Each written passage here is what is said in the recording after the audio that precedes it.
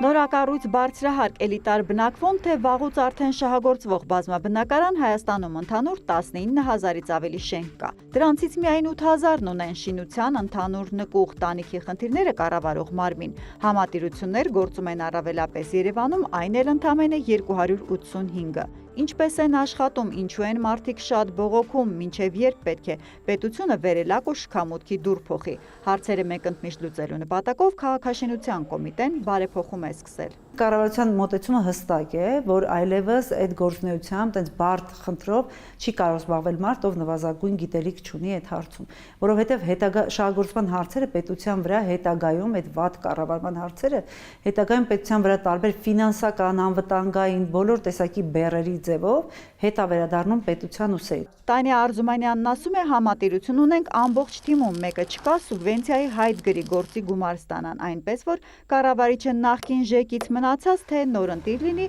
արդեն պետք է պարտադիր իմանա ոլորտի օրենքները, շենքի տեխնիկական հարցեր, հավաքած վարձավճարները ճիշտ տնօրինելու ֆինանսական եւ այլ հմտություններ ունենա։ Քաղշինի կազմած գիտելիքների այդ ցանկով Ճարտարապետության եւ Շինարարության Հայաստանի ազգային համալսարանում օրերս թեմատիկ վերապատրաստում մեկնարկեց։ 60 ժամանոց կուրս է, հարցերի 4 հիմնական բաժին ներկայացնում են բուհից։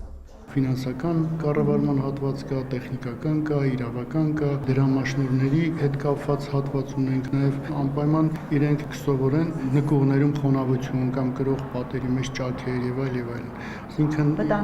վտանգավորության աստիճան, այո, ում դիմեն, ինչպես դիմեն։ Լսարանում 15 հոգանոց առաջին խումբն է, համատիրության գործող նախագահներ, նաև հետո աշխատել պատրաստվող անձինք։ Կոնկրետ այս պարապմունքը իրավական է, խմբային թեստ են լրացնում բազմաբնակարան շենքերի կառավարումից։ Դասերն անցկացվում են շաբաթը 2 օր երեկոյան։ Փոխվող օրենքներն ու թարմացվող պահանջները սովորելու գիտելիքի կարիք խոստովանում են բոլորն ունեն։ Թե պետխնդիրներն ասում են շատ են տարբեր, համատիրությունը նորակառույց մեկ շենք է կառավարում, թե ամբողջ վարչական շրջանի հները։ Նուբարաշենը կարելի ասել մի ընտանիք է, բոլորը մեկը մեկին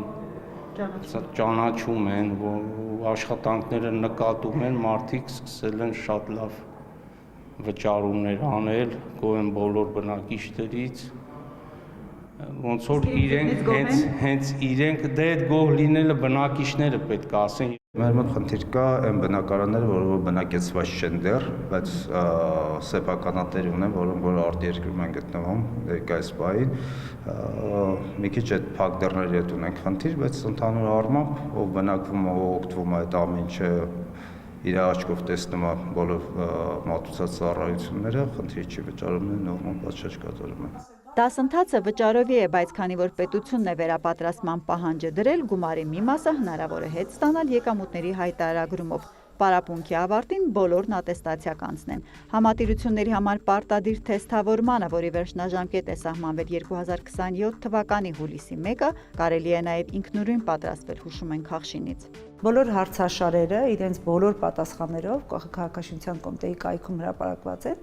եւ բոլոր քաղաքացիներ, ովքեր ուզում են ինքնուրույն վերապատրաստվել, կարող են ինքնուրույն պատրաստվել եւ դիմել միայն թեստավորման համար, գիտելիքների ստուգման փաստացի։ Եվ երկրորդ ճանապարհը դա վերապատրաստման դասընթացին մասնակցելն է։ Դասընթացն անցկացնում է առայժմ 2 կազմակերպություն, կուրսը պարբերաբար կկրկնեն, որ համատիրությունները հասցնեն վերապատրաստվել։ Հերմինե Բաղդասարյան, Արտակ Գևորգյան լուրեր։